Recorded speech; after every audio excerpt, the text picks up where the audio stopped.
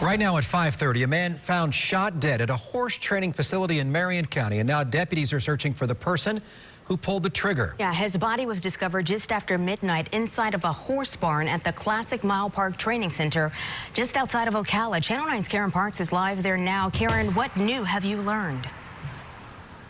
Well, Darlene, we are here at the Classic Mile Park, and investigators are still working to identify the victim. We don't know if he was an employee, and we don't know if surveillance video is available. But we do know that the Marion County Sheriff's Office received a call shortly after midnight when an employee found the man shot to death inside a horse barn here at the Classic Mile Park in Ocala.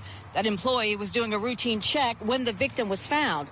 Now, the facility sits on more than 700 acres and houses at least 57 barns.